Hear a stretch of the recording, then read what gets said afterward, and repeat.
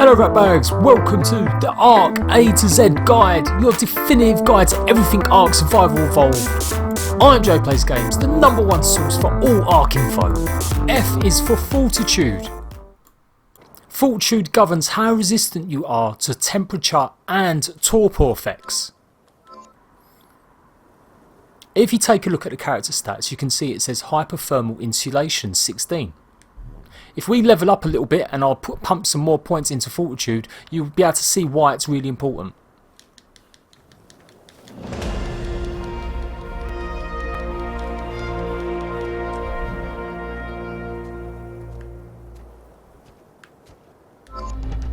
There you go, every time you pump up Fortitude it increases your hyperthermal insulation, so this makes you more resistant to cold and more resistant to heat.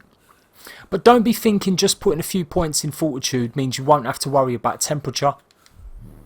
You would need to put nearly every point into Fortitude not to have to worry about it. You can increase it, you can help the temperature resistance, but it's really something you may not want to pump all your points in just for that reason. If you take a look in the bottom left hand corner, you can see the ice cube sign. This means it is extremely cold at the moment and this will affect your temperature. Likewise, if you're in somewhere too hot, you can see the little sunshine symbol there. That means it is too hot, you need to cool down. You can cool down by getting into water or moving out of a hot zone. This is why Fortitude can be really useful sometimes. But that's not the only reason it's useful. Take a look at my recent Let's Play series. You can see I'm getting attacked by a Titan boa. On the right hand side you can see my torpor filling up. When it gets filled up above 50 it knocks me out. Now I'm unconscious and any creature can come and attack me. It's extremely hard to wake up unless someone gives you any stim berries. This is why Fortitude can help. It will make the period that you take to wake up quicker. It won't make you invincible by putting it up, it just means that you recover really quickly and it takes a longer time for your torpor bar to fill up. Other creatures that increase torpor damage are scorpions, beetle buffles, otherwise known as frogs, Areno spiders, the brood mother can also cause torpor damage, and patchy dinosaurs can also cause torpor damage. Now depending on what other stats you've put into health and resistance, you may find that you actually is a race to get either killed by their dinosaur attacks or get knocked unconscious by its torpor.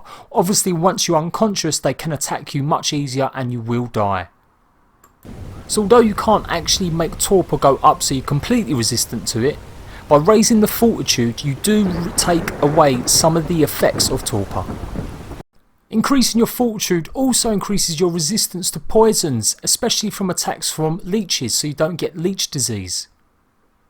In this tutorial I did with Optimus Prime about leeches, we explained exactly how it affects your torpor and then how it can obviously means you can improve it by making sure your Fortitude is high.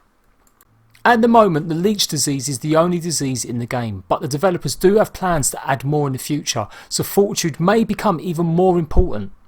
So, if you plan to make your home anywhere in a cold environment or very hot environment, or you plan to be anywhere near a swamp where lots of these creatures can attack you and cause your torpor to rise, make sure you pump some points into Fortitude. It really can help a little bit.